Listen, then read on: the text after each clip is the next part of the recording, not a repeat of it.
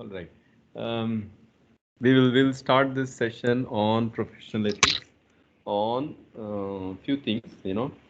Um, One is that our goal eventually, whether you're pursuing UG or PG or it doesn't matter, at some point in time, either you're going to become an entrepreneur so that you start giving out the jobs, or you are going to search for an employer who can employ you, right, and get the best out of you. You want to deliver some things of value to the employer, and the employee is looking for certain specific skills, right? Gone are the days, earlier, we used to go through contacts and all that. Maybe it happens to a certain extent even these days, but by and large, the available talent pool is several fold higher compared to what is required, right? If you advertise for one position, I think you probably get literally in thousands, applications in thousands. And we all know that, India produces the largest number of STEM graduates, science, technology, mathematics and engineering graduates, right?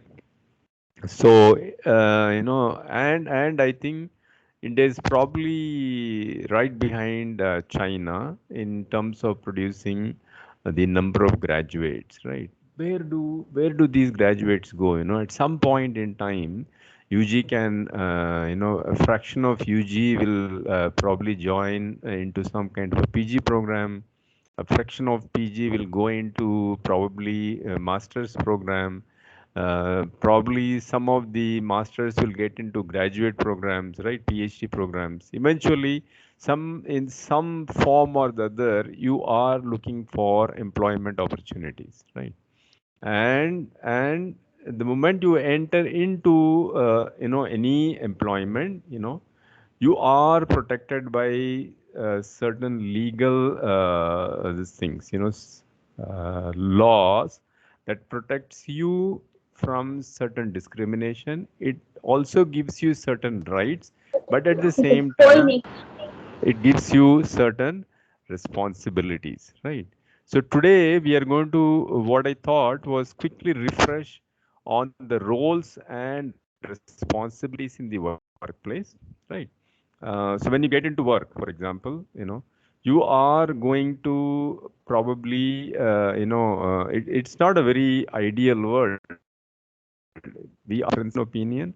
Many people get away, many people are able to accept the fact that there are going to be difference in opinion. They're willing to work it out. But, conflicts are, uh, conflicts are something that are unavoidable in the workplace. And so the question is, when a conflict arises, how do we resolve conflicts? Is there a procedure? Do you just fire somebody just because, somebody didn't, do things the way they were supposed to do? It's a very costly affair. People can drag you to labor courts, and by and large, labor courts are,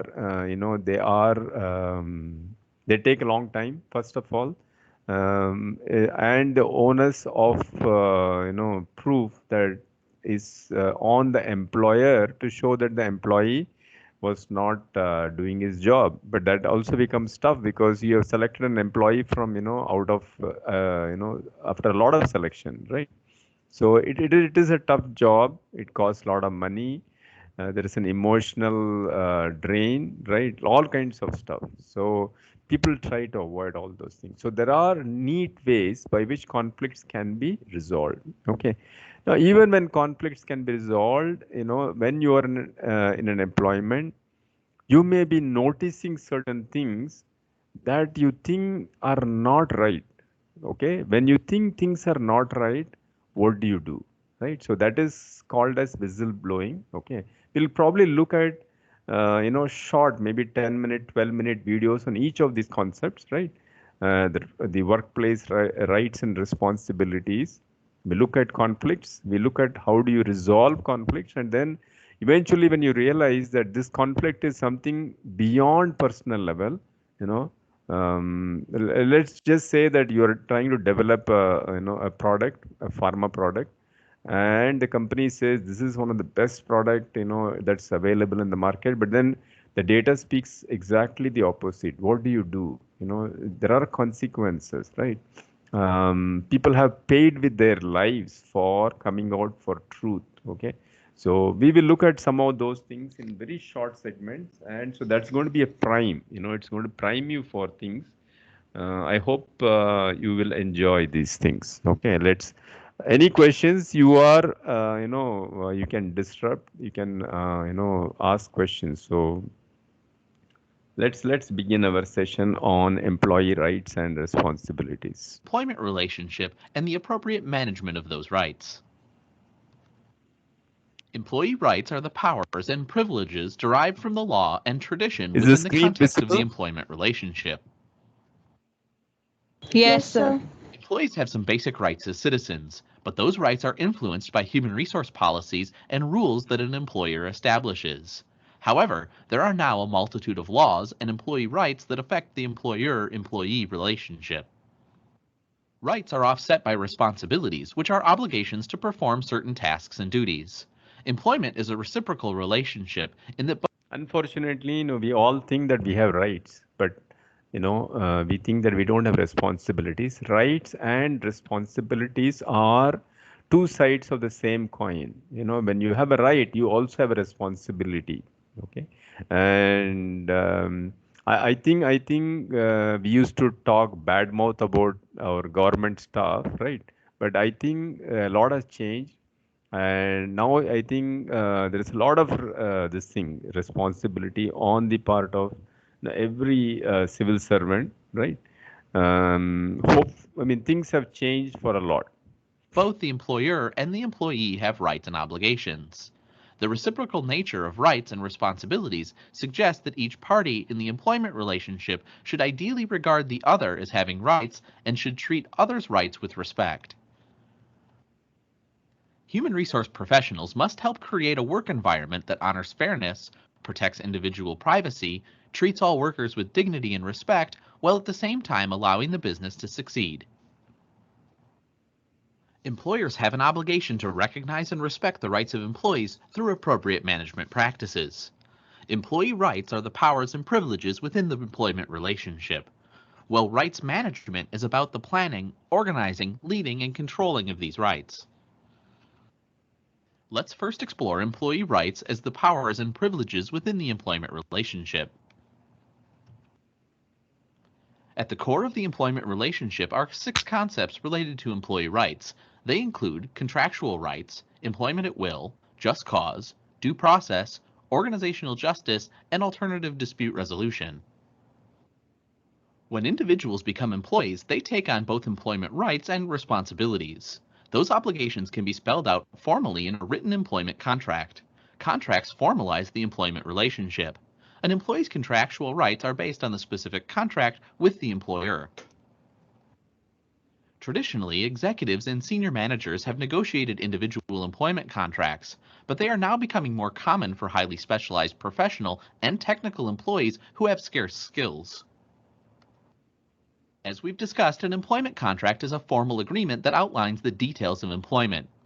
This employment agreement should address all particulars of the employment relationship, including base pay and incentive compensation, basic and supplementary benefits and prerequisites, key job functions and performance criteria, contract term, and terms and conditions for termination. So it's very important to have a very good clarity in terms of key job functions and performance criteria. In fact, most HRs, when they recruit people, they have what is called as JD. I'm sure all of you must be aware. This is called as job description. Okay, they give you a list of things. Of course, these days I think the as you saw in the previous one, it has become highly technical, right? So as you become more technically oriented, right? There are also people who are going to be scarce, to find the right kind of, mix of technique and, the people is going to be fairly tough. And when you realize that the workforce is going to be low. For example, the current trend is in data sciences, I believe. I'm not sure. Maybe I may be wrong. But data sciences professionals are scarce, right? So they're taking existing people and they are training them to be data professionals. But so right now there is a scarcity, but as data science graduates come out, they are going to outnumber, and eventually, things will come to a point where you will have more super specialization. So in these times, it's very important to have a key job function and performance criteria. Okay, that is what gives you clarity, what is expected of you, what you're supposed to deliver, and when you deliver, what is the expected reward. Okay. In employment. Employment at will is a common law doctrine stating that employers have the right to hire, fire, demote, or promote whomever they choose unless there's a law or contract to the contrary, and employees can quit at any time with or without notice. There are certain exceptions to this employment at will doctrine. First, the public policy exception, where employees can sue if fired for a reason that violates public policy.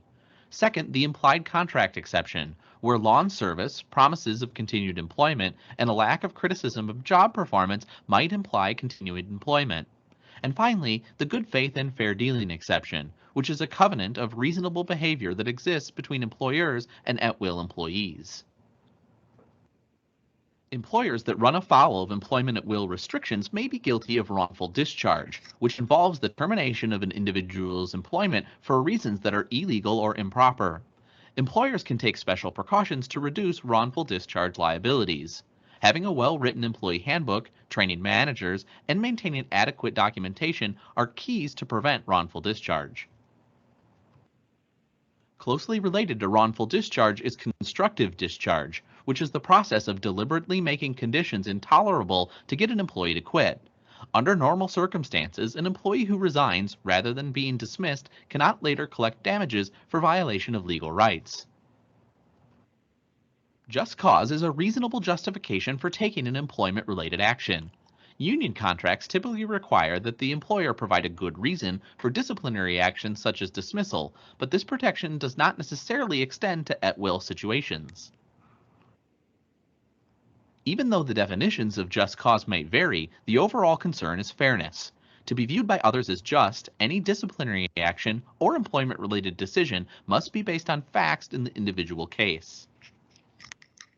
Due process, like just cause, is about fairness. Due process protects employees from unjust or arbitrary discipline or termination. Due process occurs when the employer is determining if there's been employee wrongdoing or uses a fair process to give an employee a chance to explain and defend his or her actions. Due process typically involves thoroughly investigating all employment actions and giving individuals the opportunity to express their concerns to objective reviewers of the facts based on a situation.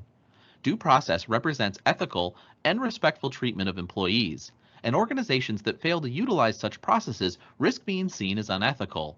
Organizational justice is a key part of due process. And that organizational justice is about the fairness of decisions and resource allocations in the organization. Employees' perceptions of fairness and justice in the workplace influence their attitudes, behaviors, and overall engagement.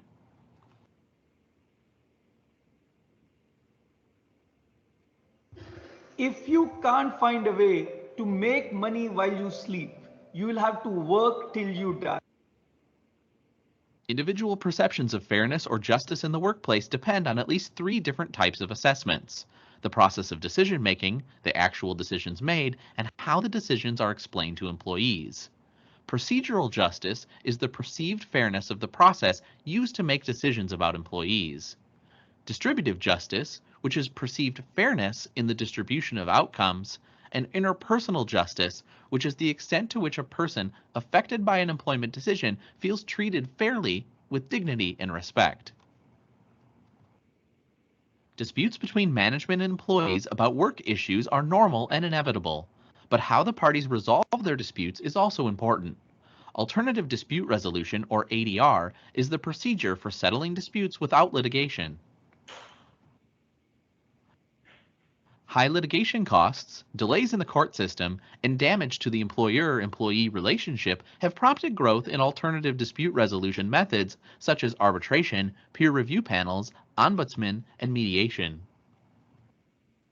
Disagreements between employers and employees can result in lawsuits that are costly and time-consuming.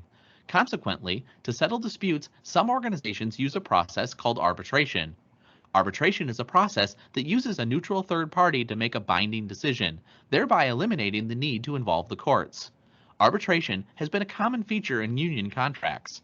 However, it must be set up carefully if employers want to use it in union-free situations. Some organizations allow their employees to appeal disciplinary action to an internal committee of employees. This panel reviews the actions and makes recommendations or decisions.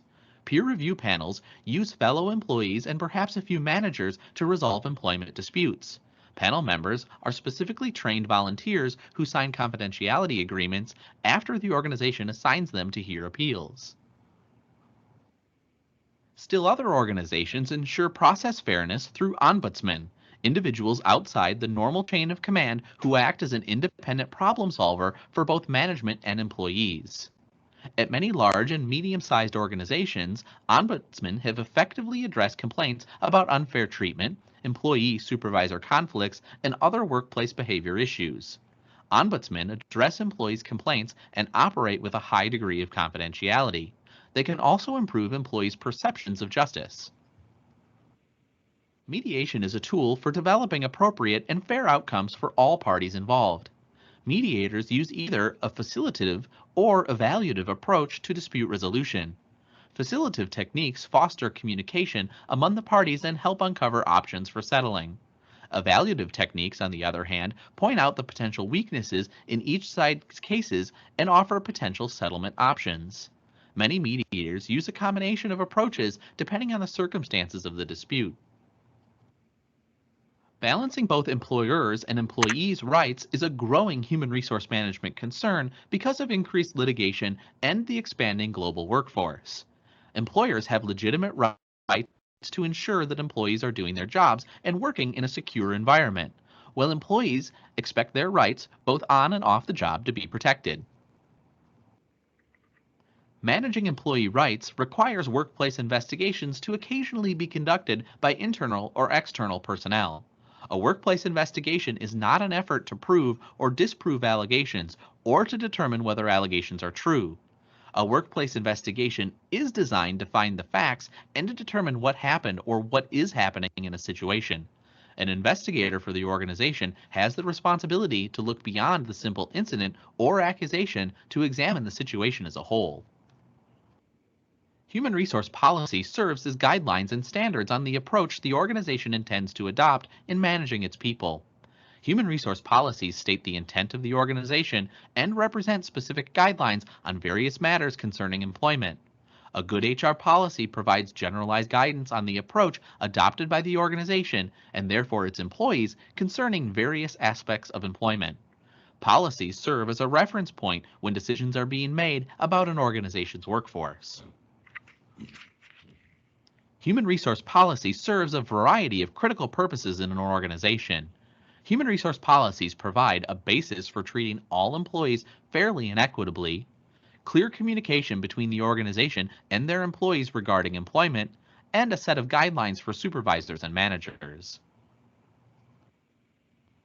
The previous sections of this course, we talked about employee rights and organizational rules, providing the backdrop for a discussion of employee discipline based on those rights as a key issue in disciplinary cases. Discipline is a process of corrective action used to enforce organizational rules. Key to managing employee rights is progressive discipline, which incorporates steps that become progressively more severe and is designed to change an employee's inappropriate behavior. Most progressive discipline procedures use verbal and written reprimands as well as suspension before resorting to termination.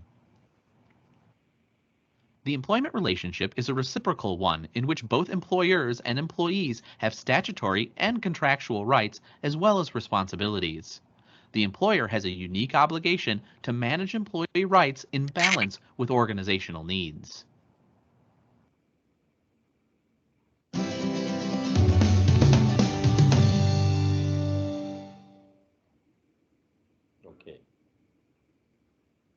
Any questions on employee and employer rights? Would you like to work from anywhere in the world, Oh, sure. doing what you Okay.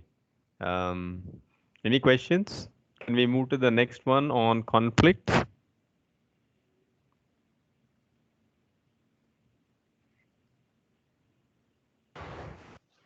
Yes. Yes, sir. Okay. Okay.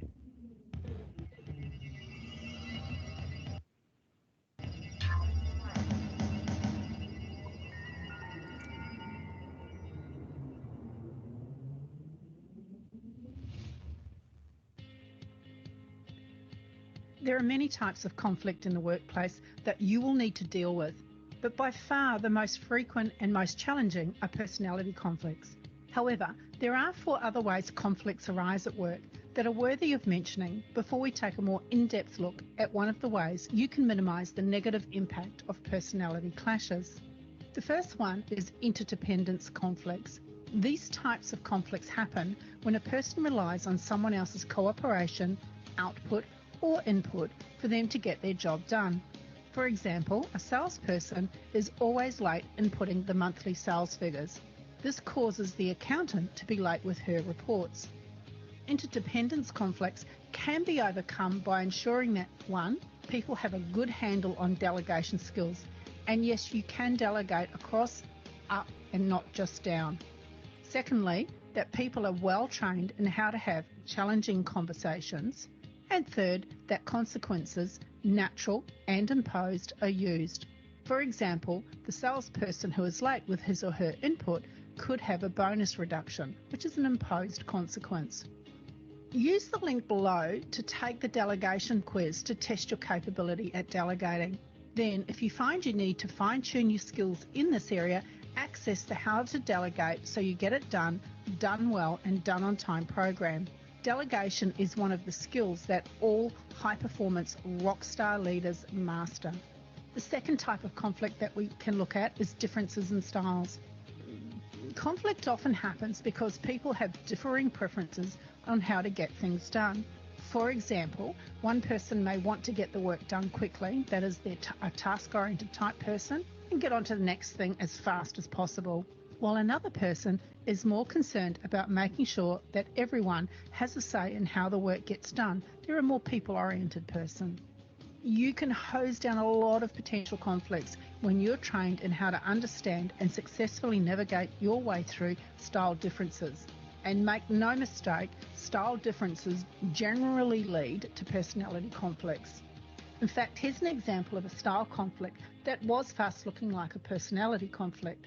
I was recently coaching a client who was complaining about a colleague who'd taken 5 minutes to run his eyes over her report that she'd spent way more than 20 hours compiling, and then he immediately started pointing out to her the things that she hadn't got quite right. Boy, was she angry. She said to me, "How dare he glance over it for 5 minutes and then provide an opinion on it? He hardly has enough background to make such broad sweeping judgment. He's impossible. I'm going to have to tell my boss that I just cannot work with him." After hearing this, I reminded her of the DISC webinar she'd recently attended with me, and she got it straight away that this was a style conflict. Her preferred style, which is steadiness, is to take time to think things through before making a well-considered comment and or decision. Whereas his preferred style, which is dominating, means he makes fast decisions and offers opinions freely. Once we'd taken it back to differences in style, she saw a way to discuss with him his responses to her work. But more importantly, how they could use each other's styles to work more effectively together. So the third type of conflict in the workplace that I want to talk about is differences in background and gender. Conflicts can arise between people because of differences in age, educational backgrounds, personal experiences, ethnic heritage, gender, and political preferences. In the link below, there's an interview I did with Barbara Annis on gender diversity and inclusiveness. There are some great tips in the interview to help you make the most of gender differences. Fourth type of conflict that we often see before we get into the personality clashes is differences in leadership style. Now, leaders have different ways of leading their teams, And team members who have to deal with various leaders throughout a day can become confused and irritated by these different ways of being led. For example, one leader may be more open and inclusive, while another may be more directive. To avoid this type of disruption, make sure that your leadership team puts together a robust set of principles and values. Then, most importantly, they use them to provide consistency in how they make decisions and involve people in the business. Okay, so let's turn our attention to personality clashes. These personality clashes are often the biggest cause of conflict in the workplace.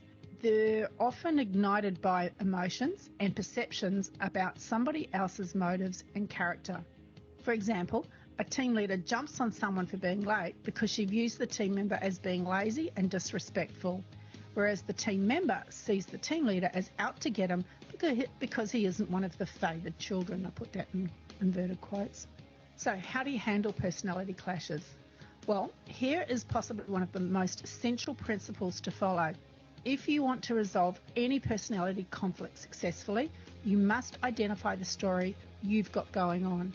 Now, in total, there are 7 principles that we teach in the Successful Feedback Program to help people resolve workplace conflict. And we don't have time to look at all 7, so we're just going to focus on this first one, which is identifying the story you've got going on.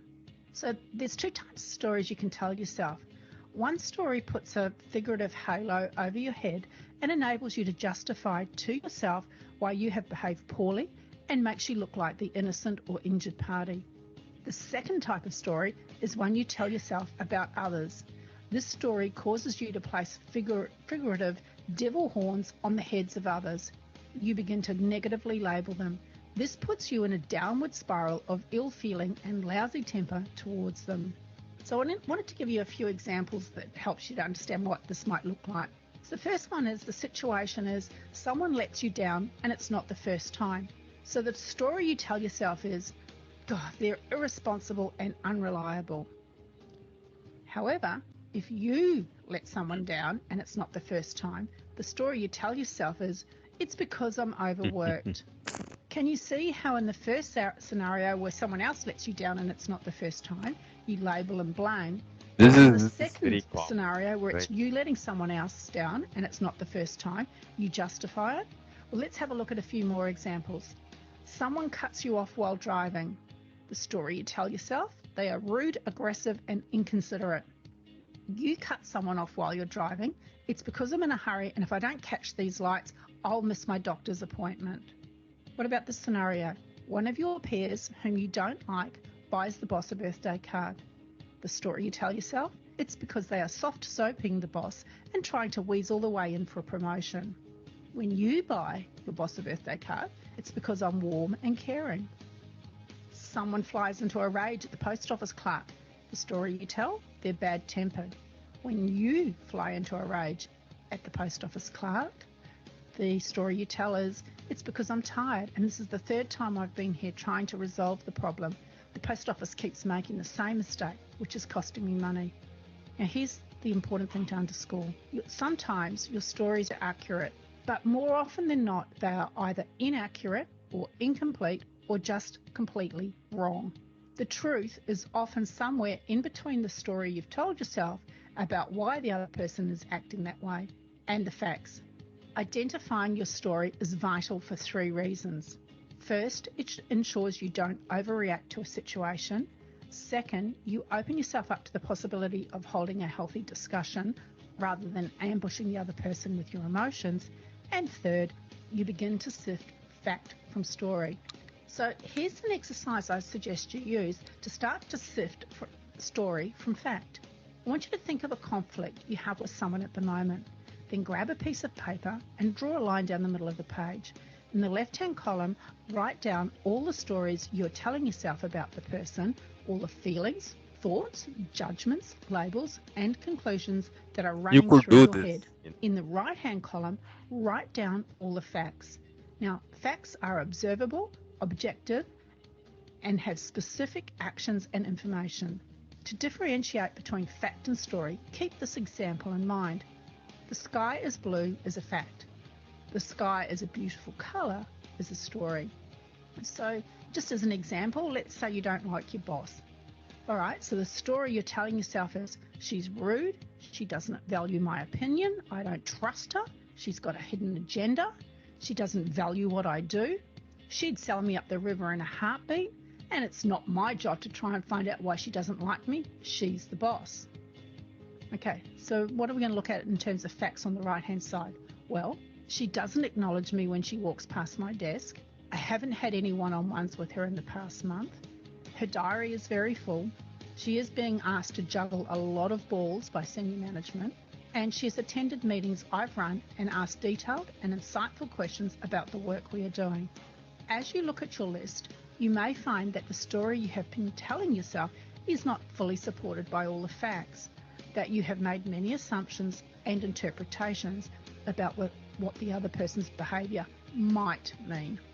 In the link below the video, I've given you a link to the FAIR grid, which is a great tool to help you identify when you're making assumptions.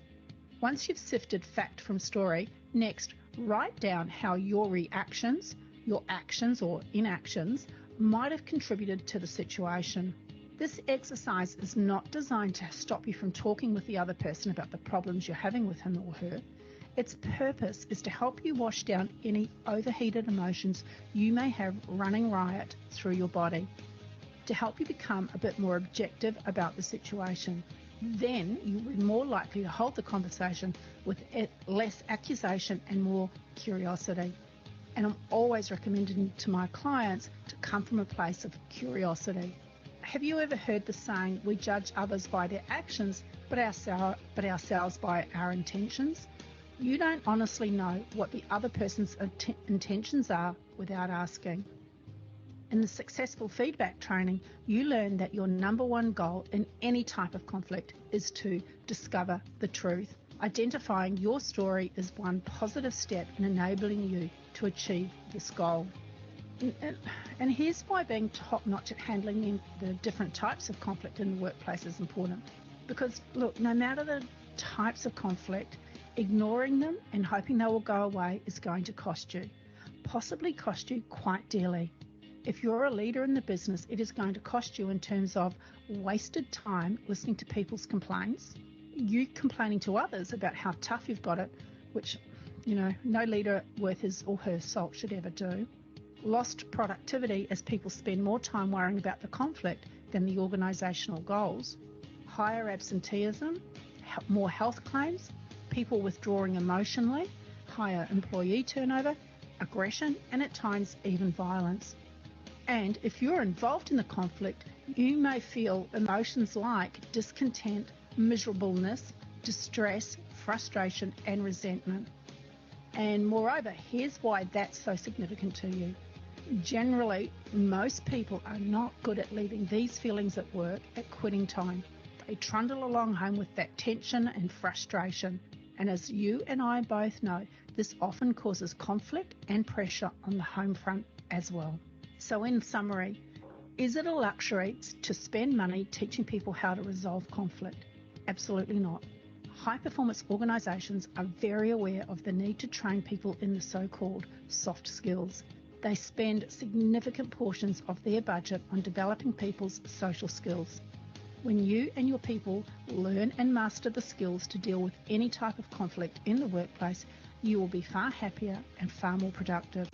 The beautiful thing is that this type of training is a gift that keeps on giving, not only in the workplace, but into the wider community. Sadly, most people never learn the art of resolving differences and turning them into effective conversations. This can trap them in a life of angst, negativity, and bitterness. And I'm sure you want more for yourself and your team than that. We've been Okay, so beautiful. So, when you run into conflict, there are basic reasons why you run into conflict. Okay. One of the thing is we are not communicating with each other. We are going by perceptions, we are going by feelings. And as we all know, perceptions, feelings, all these are abstract. There is no fact. Probably if you put down, you can overcome this, right? We need to have conversations. We need to have some meaningful conversations. And as we saw in the previous slide, there are ways by which these conversations can be had, right? If you think that you cannot have a one-on-one conversation with your, immediate supervisor or your boss, it is the role of HR to come in. They will listen to both the sides of the thing, and then they will be able to mediate. They'll be able to mediate, or they'll be able to come with a variety of tools. HR has a lot of tools to avoid conflicts. Okay, so definitely emotions, feelings, they all make a big issue, right? And as rightly said, we are still so far away. We take everything back home, and we show our all these things at home also. And I think typically, it makes a lot of difference on the kind of setup you have. I think if you're in a, say if you're along with 5 or 6 people, bunch of friends, go out for a social gathering, and it probably melts away, or at least you have a vent. But if it is a closed family, I think, and if you're not able to tell this to your family, it becomes very difficult. And we all know the situations that we find ourselves in, right? There are many times when job is like really dear to people for variety of reasons, and no matter what, they have to sustain in the job, right? Things have changed a lot. Things have changed. The advent of multinational companies, have really had a huge impact on the way employer and employees see themselves. Okay. Any thoughts? Anybody wants to comment on how feelings, emotions can actually derail somebody's this thing at workplace? Anybody wants to comment or say anything?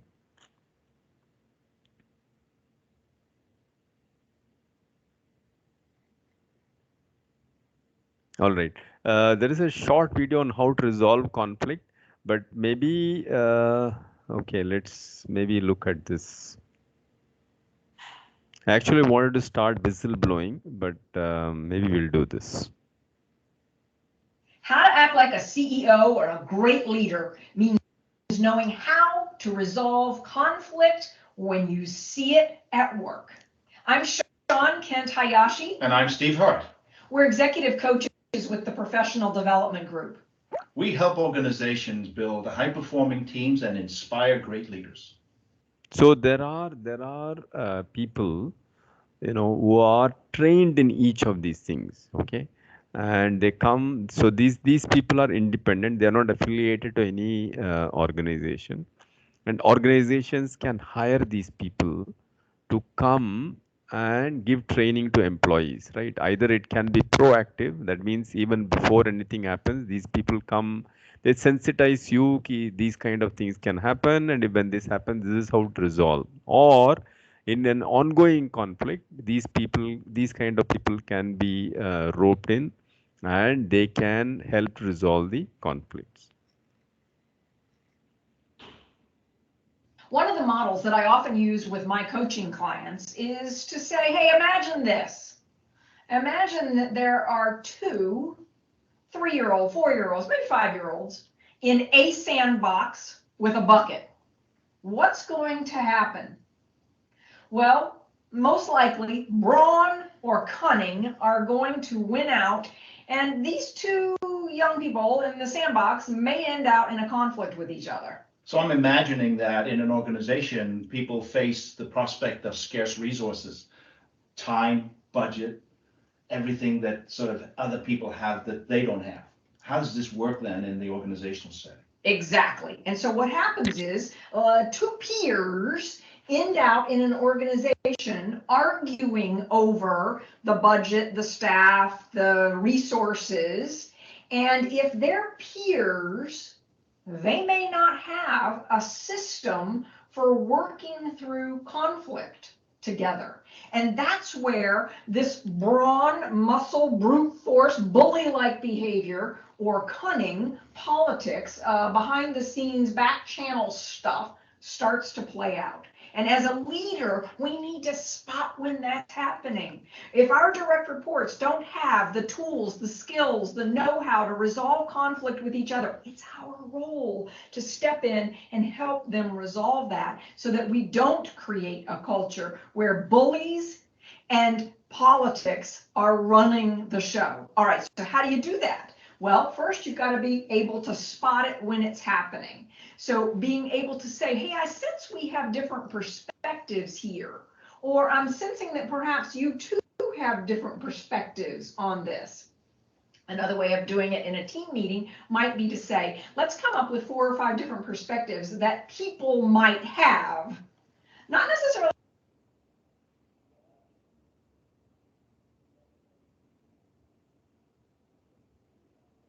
saying that you have, but imagine that we had people from across the organization here representing this issue. What might be some of the points of view or challenges that they would face?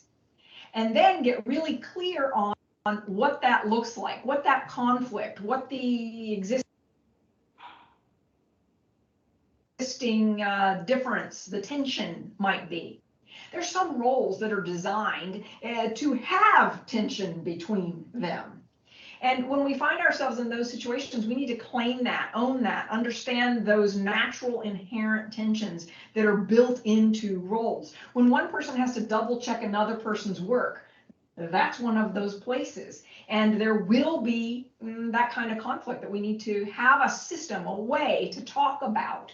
And so having regular meetings, having a forum, a standing agenda that says we're going to talk about what the issues and challenges are. Now, with all of my coaching clients, I introduce the concept of a standing agenda. We start off with what's the good news? What are the great things that we have had happen recently? And then we talk about what are our key accountabilities and what's the scorecard, the dashboard of data that we need to be looking at.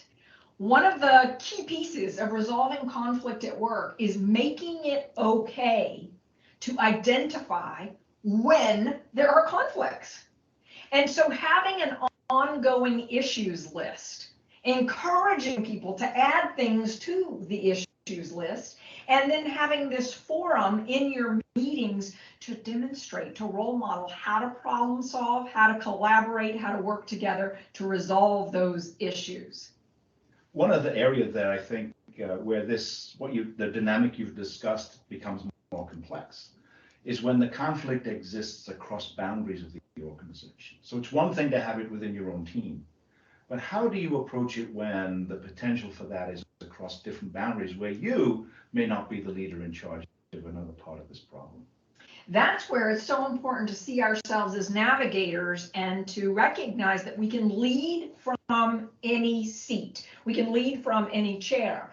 And so I might actually be in a situation where I realize over there in that part of the organization, this conflict is rippling out and impacting me. And so I might schedule an appointment with somebody and say, I'd like to discuss ABC with you. I think there are some different perspectives here, and I'd like to put our puzzle pieces on the table so that we can talk these out and understand how to resolve it together. Would you be willing to collaborate with me around this? I think that's so critical today, given the fact that organizations are flatter than ever, and that we have now reached a point where cross-functional collaboration is often so critical for the work being done in an organization. So your ability to be adept at not only managing functional conflict, but cross-functional conflict is a critical leadership skill. Yes, I often work with organizations where they're in that process of going from having had leaders who were focused on a silo, a team, a department, a division,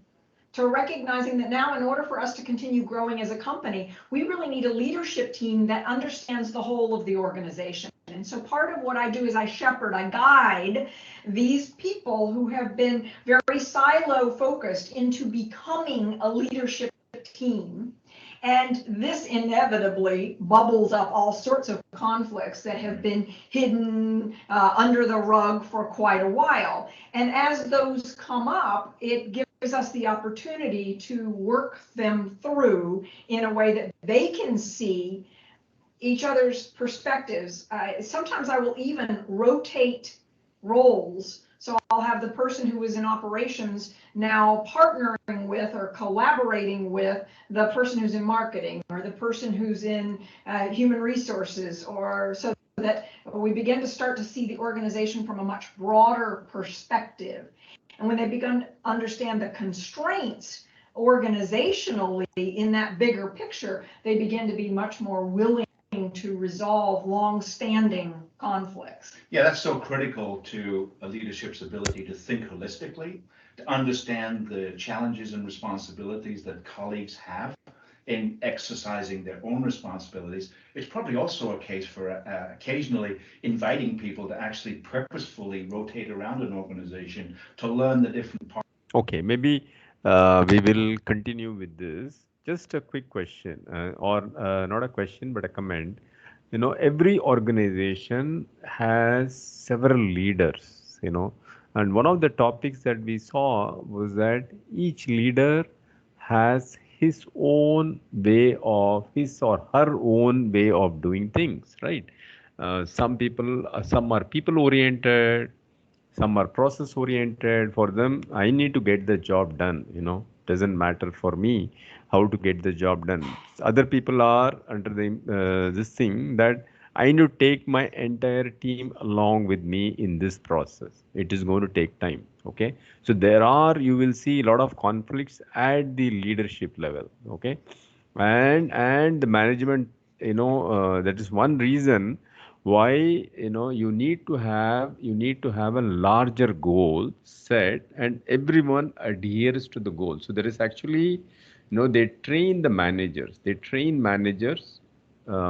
have uniform this thing. I won't say uniform, but at least they should be you know, aware of the roles and responsibilities of each others. They should also be aware of the personality that they're dealing with, you know, their own personality and the personality they're dealing with, right? And so that avoids a lot of conflict, right? And people tend to you know, start working together as a team. And generally all these organizations, massive organizations, you know, things like Infosys, TCS, Wipro, or any multinational organization for that matter that has set shops across the continents, you know, they are going to have multiple leaders, right? Each vertical is probably going to have multiple leaders. Okay, and some may be sitting here, some may be sitting elsewhere, and they may or may not be aware of the geographical you know, limitations, customs, right? So it is going to take a whole lot of effort on the part of management. They are not only employing you, and not only you as an employee are expecting bonus or a promotion in the coming years, you know, but you also are into conflict with your own colleagues or with your superiors, right? How are we going to make an organization successful?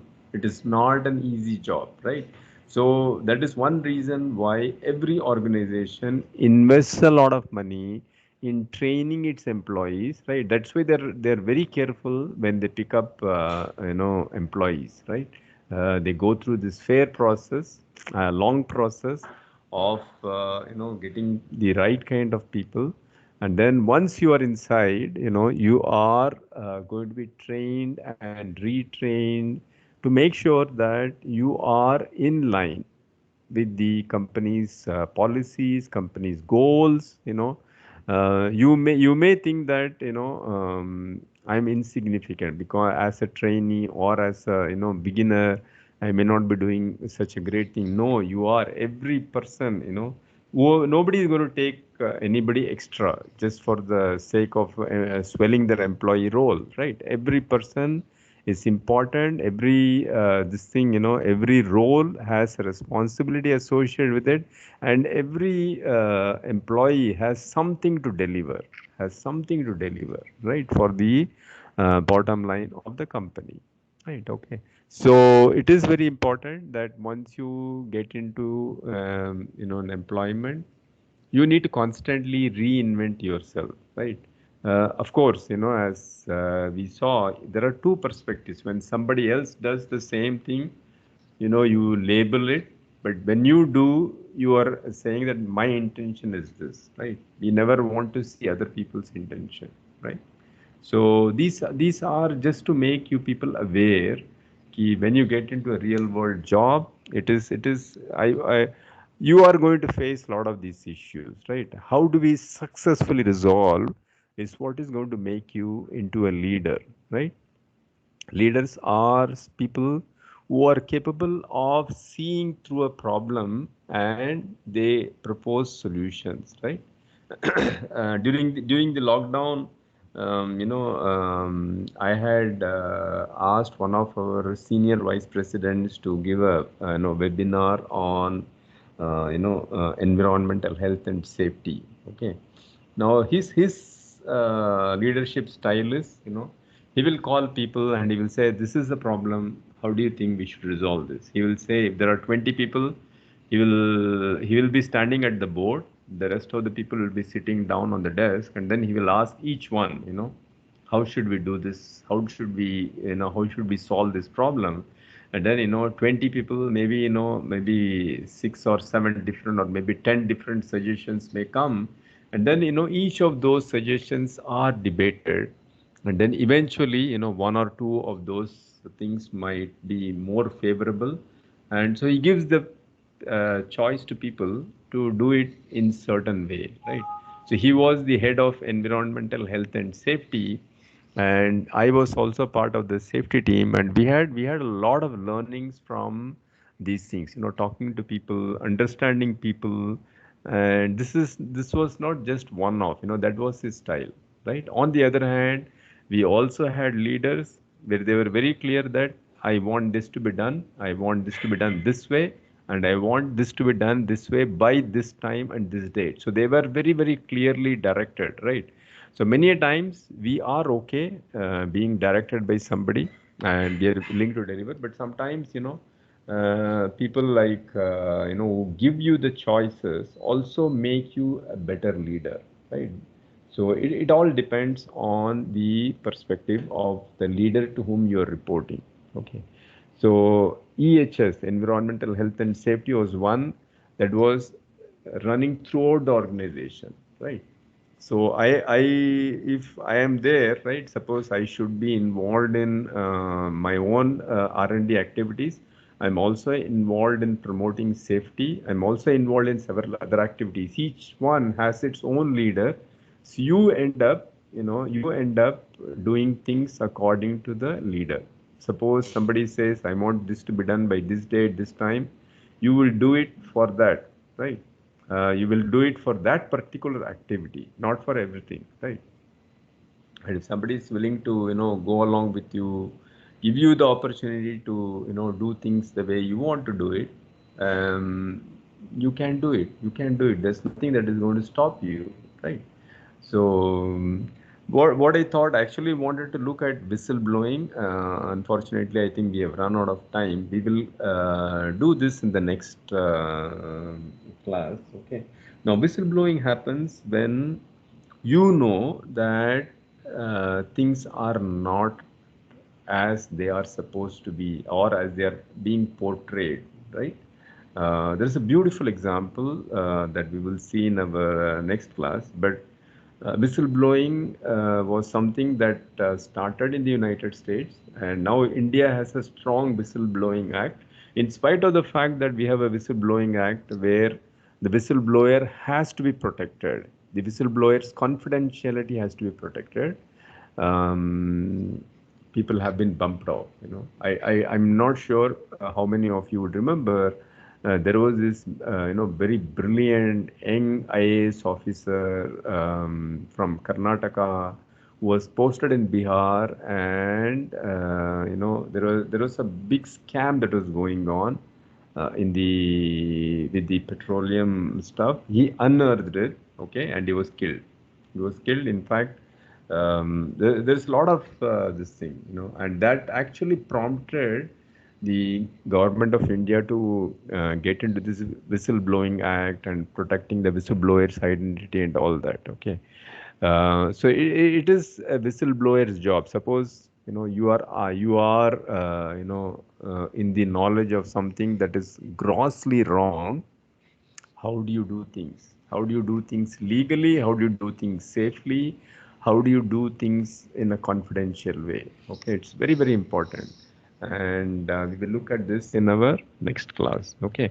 Any questions? Any comments on conflict resolution? Anybody has anything to say? Yes, sir. Yes. Sir, in the previous video, they were talking about resolving the conflicts, like you analyze yourself about the situation, like what was wrong, was there any story or something. So, I was just wondering, if there is a kind of a style, personality, difference in the style, they discuss about a person who was steady and the one who was agile in judging others and making the judgments. So how would that person be making sure about resolving the conflict? Like if someone is very agile at doing something, so he'll be like, we should have to take time to analyze what was wrong, where did we lack and also. So first thing is to have a conversation, right? Conversation between these two individuals, right? That's what they said. An organization has several kinds of leaders, right? Several kinds of leaders. Why they become leader? Because their way of doing things brought them to that leadership level, right?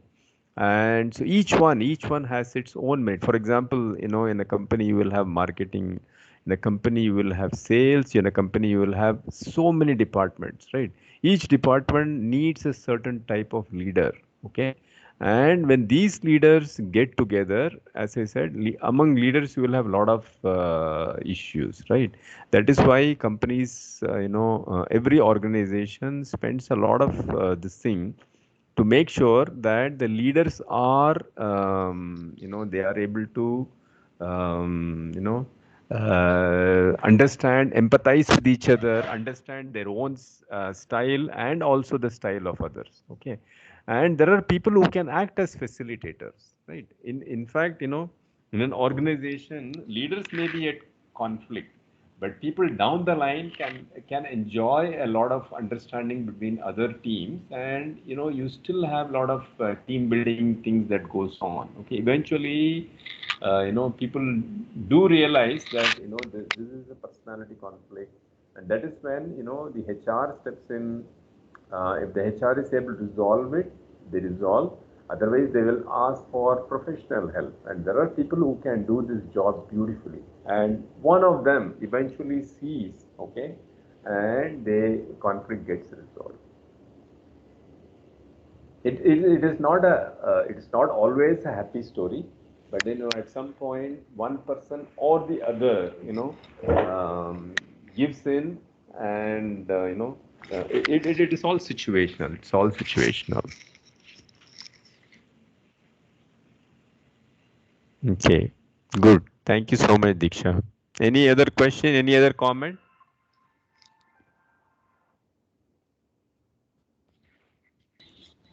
Excuse me, sir. Yes. Yes, sir. I think communication must never be one way. There should be a two-way process that not only senior personnel can share, but even members at lower level must hold authority to transfer information to their respective senior employees and all as well. Very good, Poonam. So it again depends on what kind of an information you are transferring, right? So there is one thing that within an organization, right? You are reporting to somebody, and we don't, certain things we want to keep it until it gets confirmed. For example, I will give you one real-time example. We were analyzing certain chemicals for a certain activity, right? What we had seen was grossly, looking at the assay results, it looked like a very potent inhibitor, right? But unless you analyze with all these statistical tools and all that, not with Excel, we had another this thing, you can't really make it out, right?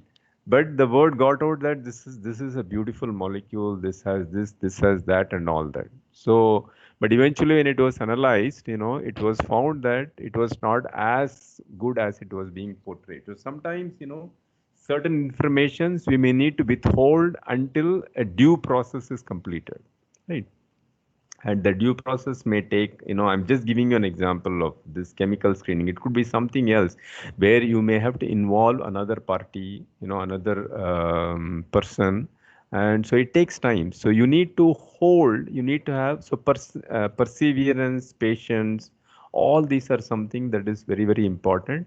More important is to have an equal conversation. It is not a one-way conversation, right? Yeah. See, every organization has its own, style, and it just builds on that style. Of course, things, as I said, things have changed a lot since a lot of these MNCs have come. Cultures have changed. People have moved from one company to another. So there's a lot of constant migration. That also adds to a headache because you may have come from an organization that may have a certain style, but now you're into an organization which is a totally different style.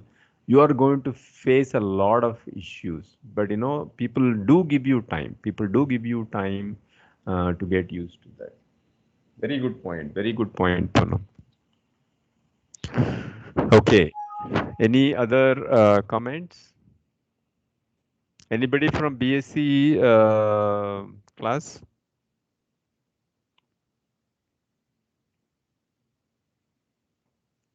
All right. Thank you so much for being so patient. We have almost done 1 hour and 3 minutes, beautiful. So we'll look at conflict resolution next time. I'm sure you're going to be more excited about that. Probably I'll ask you to put yourself in that shoes and see how do you do that. All right. So thank you. Take care. Bye. Thank you, sir. Yeah. Thank you, sir. Okay. Bye. Bye. Okay.